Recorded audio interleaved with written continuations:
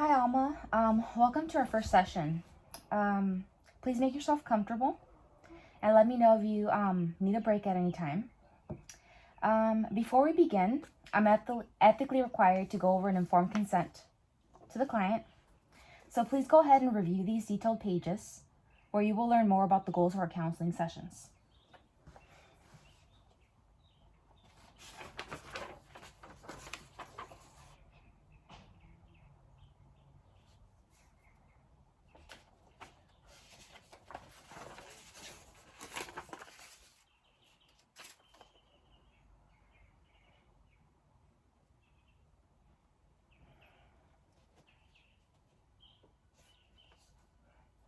Okay, now that I've given you some time to go over the informed consent, do you have any questions? So it says here that there's no guarantee for like a complete result even after the therapy sessions. Yes, well, just to explain that a little bit better, there are no specific statistics or numbers that will that say that there's been a percentage of people that actually get better after therapy. There are some studies that reveal that there's 1/3 of the population that does benefit from it, 1/3 that doesn't, and 1/3 that actually gets worse. Reason being that sometimes when you're talking about specific problems and difficult situations, you might encounter remembering feelings that make you feel uncomfortable. So sometimes you might feel that you have to feel worse before you get better. But it's something that I'm willing to work with the client, and it's something that is different for every person. So do you have any other questions? No, that's all. Okay, so I would like to go over the main points, even though you have no more questions. Regarding confidentiality, I want you to know that everything that is spoken here is confidential, but there are also limits of confidentiality, and that as a counselor, I'm a mandated reporter, which means that I'm required to report that if at any chance you tell me that you need to or intend to harm yourself or someone else, I need to let someone know. And also that if there's any abuse of vulnerable populations, such as children or the elderly, I would also have to report that. So do you have any questions about that? No. Okay. Other than that, there's everything that is spoken here is confidential. It's something that you could be sure about. On the informed consent that you're holding, also note my qualification as a counselor, the procedures and techniques that I typically use, the certifications that I have. I also want you to know that as a client, you have the right to access your file when you feel the need to read it. Okay? So keep in mind that if you ever have any questions that you're allowed to ask me at any given time. So now that we went over this, what brings you to the counseling session today? So I'm here because it's been so 5 years ago I met this person, and even though it's been 5 years, like I feel like I'm still not over regretting or making myself feel that it was my fault for like the end of that relationship. And even though I know that there are more important things, like my relationship with God has become stronger than ever. I've known God in a way that I haven't before. It's like those things where people would say like your God becomes like personal once he becomes like your God and not just your parents' God.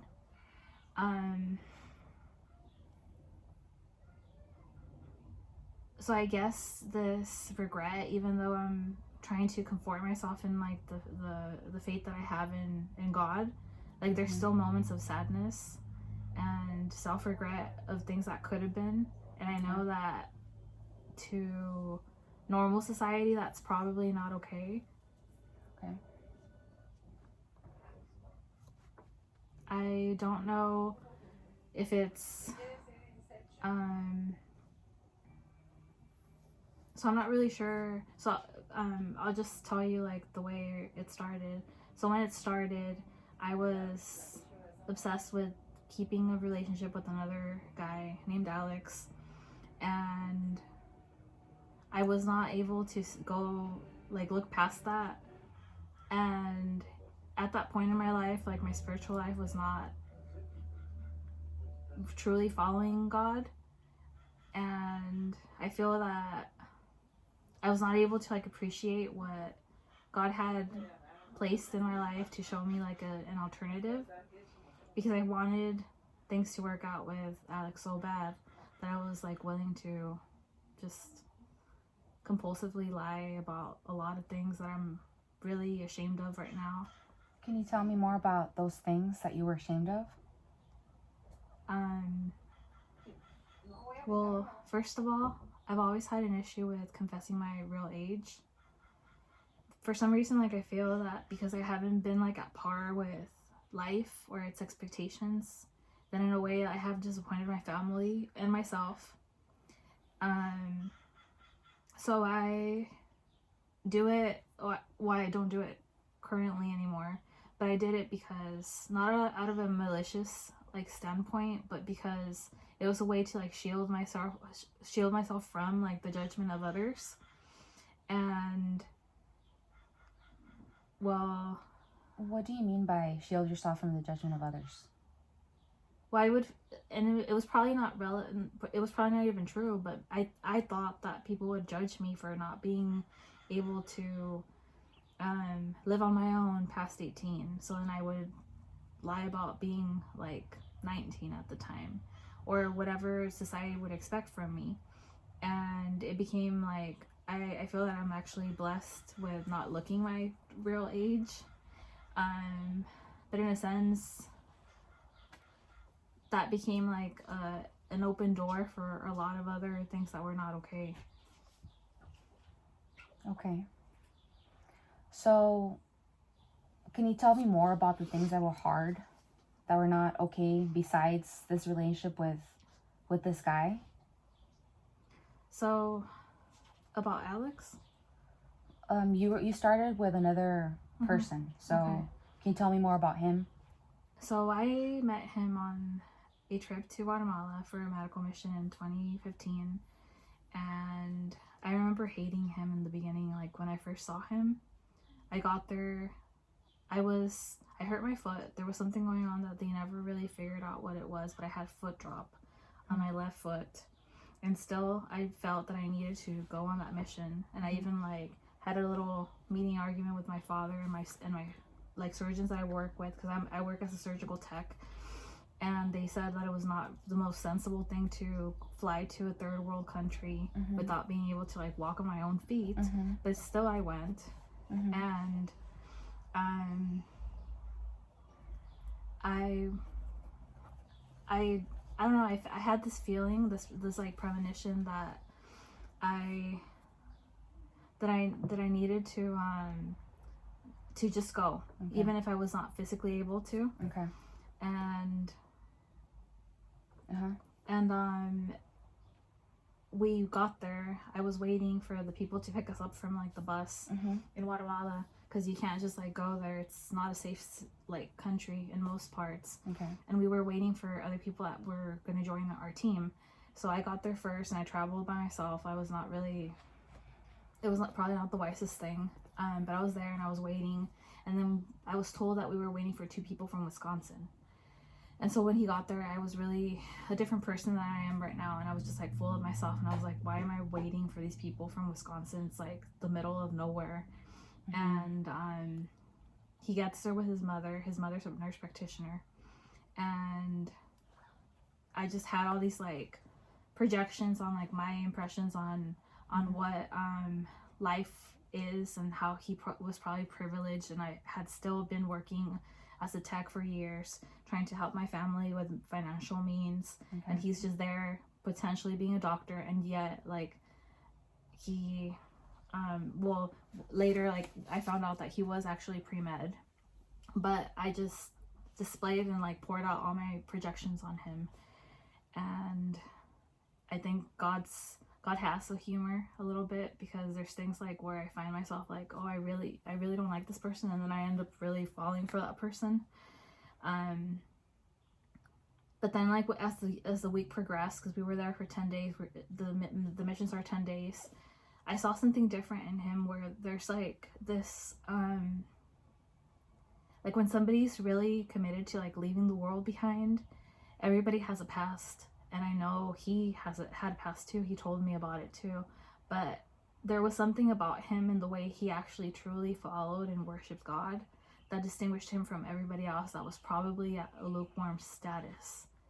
Okay. And So what do you mean by he was truly after that? How did you see that? he was like, the way he was only there to like, everything about him was just trying to like follow God. There was like no desire to flirt, no desire to notice other girls that were probably wearing less clothes than they should have, you know, at points in our trip. And the way like he would just carry himself across, and like his afferent, and the way he just spoke about the Bible, the way he even treated his mother. Okay. And there was something that was different. And things just got like I felt that I had like the courage to just like talk to anybody, and I did. But of course my talk about, like, most of my talk to Justin, that's this guy, was mostly about Alex and how like things were not okay, and even then he always offered to like pray with me and care. And there's one memorable scene that never really leaves my memory.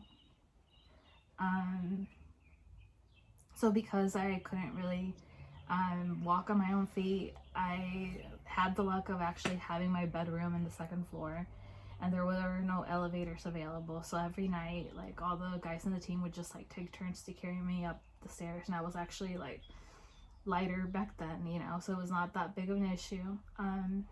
But we had like, as it is tradition with that medical group that I am a part of, they do this really nice dinner to say thanks to like all the medical workers for their service, because it's actually a pro bono surgery, so you pay to go and you pay to like stay, and you provide your service for free. So during the dinner, I was wearing a nice dress that my dad had purchased for me earlier that year, and I wanted to wear pumps because I just like stilettos. And I figured that since I was going to be either on my wheelchair, because that's how I got around, or carried, it wouldn't be a problem. But there's things where like, even a guy with the past, the guy that has had experience like sexually, you know, when he's following Christ, there's something that just like distinguishes like the carnal desires. And he had to have his mom like ask me or tell him to like carry me up the stairs, and he was like the only, like, all the other guys like during the entire week, they would just like grab me, like carry me, like put me up in the wheelchair, and he was like the only one that asked. Like, he was just like, may I, you know? And it was just like out of the, I don't know if you're familiar with Jane Austen's novels. Yeah, somewhat. My sister likes them a lot. She has good taste, I must say. But in a sense, like, the love interest, the one that's like the most courteous and the true gentleman, that was him, you know. And there's something about like that triggered, you know, the relationship. But he was so focused in like turning himself to God that I was not really like at his level spiritually at that point. That I know that God was protecting him from me, because I was not a really good person. Can you tell me more about that feeling? About, you know, not being at that level? I found myself just doing things that would benefit me for any level of my life. I was like, I would only just seek my own benefit in a lot of ways. And I was really stuck up and thought that things were just like, people just deserve things because of their physical appearance. And well, our friendship continued on past that trip, that medical mission. But what really ended things was that there was just a combination of things where, like, he was upset that I continued talking to Alex, and I never really valued his friendship. I would make him talk to me. It's like 3 hours ahead from California to Wisconsin, and he would still talk to me like past like midnight. Still go to school, you know, the next day. And I didn't really value that until the point that he like got tired of it, I'm sure, you know, and with good reason. And he said, like, one of the messages that he sent that I really remembered and just like really hurts my heart, he said, well, if we're not really heading towards a relationship, we can't just talk like this. And it's a concept that I never really understood, that men and women can't be friends past like the goal of becoming something else. And I understand why he did that. But ever since then, like, I've been hoping that things would get better, but they don't. And even though, like, when I came back to Christ, there was this great heaviness in my heart that made me want to like apologize for the way I had treated him and not really appreciated his friendship. But I think he did forgive me, but I don't know, like, maybe this is the human in me just thinking that he didn't truly forgive me, because if he would have still been like able to become like be my friend. But I'm not sure what his life is. He's not really into social media. When we had like a dinner there, also like in the medical mission, we went to on the like a restaurant on top of a volcano, and I was that person that would try to like cherish memories and try to like post it on Facebook at the moment of time, the special occasion. He said you have to just enjoy time. He took my phone, of course I let him, you know, and thinks that people just but I guess why I'm here is because I've heard that talking about it, and I know that talking about it doesn't usually have like a true like guarantee that it's gonna get fixed. And I'm not really sure why I'm here, in the sense like I'm not trying to find a way to forget Justin. Okay, so you felt upset, right? You felt upset with those words that he gave you? You felt upset. I felt upset because I felt that that was like the last straw, and I was the one that caused it. Did something happen in the last few days or weeks that made you feel or remember the specific situation? There's just like, whenever my sister is always like talking to her boyfriend, or my brother is like visiting his girlfriend, and there's a lot of like stressors in my life currently, probably like just like distractors, I guess. So maybe blessings in disguise. But whenever there's obvious relationships of something that I don't have, it's kind of obvious. And on days when I'm not feeling as strong in God, like, I get more susceptible to noticing those indicators. And it's this pain that cannot be really explained, because it was not like a real relationship in a sense, but there's something. So I guess daily life, you know. You're upset about the possibility that could have been in your head. You feel like something could have been different? I really truly feel that it could have been different. I came across this picture once, I forget how many years ago, of this picture drawing of Jesus with the little girl, and the little girl's holding a teddy bear. It's kind of small, and he has this bigger teddy bear in the back of his, like, just hiding it and just telling the little girl, trust me. And I totally felt that Justin was that big teddy bear, but I didn't want to let go of Alex. And well, we have talked about a number of different issues you're facing right now. And you have told me about how you were hurt with the first relationship that you had. And in a way, you alluded to that relationship because of other pains that you felt by losing your sister. And then you met this other guy, Justin, who was completely different from your boyfriend, from your first boyfriend, and who showed closeness to God as you thought you had, and you were just, in awe of him. And so you felt an attachment to him, and you feel regret because you feel that you were not there for him as he was for you, and that you didn't appreciate him. So you feel that he didn't forgive you truly, because if he would have forgiven you, he would still be talking to you. He did say, like, on one of his voice messages, saying that our relationship was really hard on him. Okay. So I know that you feel. You also mentioned the teddy bear.